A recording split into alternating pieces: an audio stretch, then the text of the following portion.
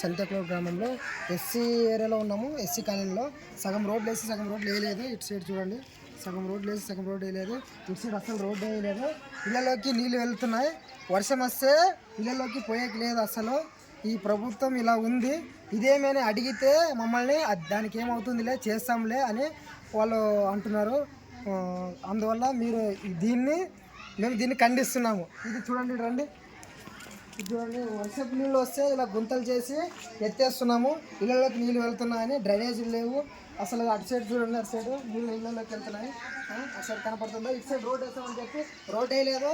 అటు సైడ్ అసలు నీళ్ళు వెళ్తున్నాయి మొత్తం. మా గుడి ఉంది, గుడి దగ్గర కూడా గొరసేసామని చెప్పారు. కానీ ఇప్పటి వరకు ఏం చేయలేదు. ఇక్కడ కనిపిస్తుంది ఇదంతా, ఈ ప్లేస్ అంతా ఏమేమి చేయలేదు, వేసామని చెప్తున్నారు. అప్పుడు ఇది ఇక్కడ చూడగా ఇళ్ళలోకి నీళ్ళు వెళ్తున్నాయి. ఇక్కడ స్థానికులు వీళ్ళందరూ మమ్మల్ని తిడుతున్నారు.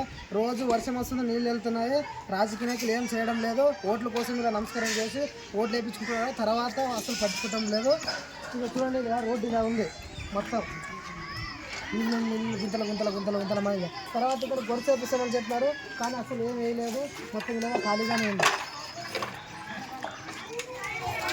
మాది ఆదోని మండలం సంతక్లూరు గ్రామం. ఈ రోడ్లు వేశారు, డ్రైనేజ్ వేయలేదు. ప్రతిరోజు గుంతలు చేసి ఎక్కేసుకుంటున్నాము. అధికారులు డ్రైనేజ్ చేయాలని మా మనవి.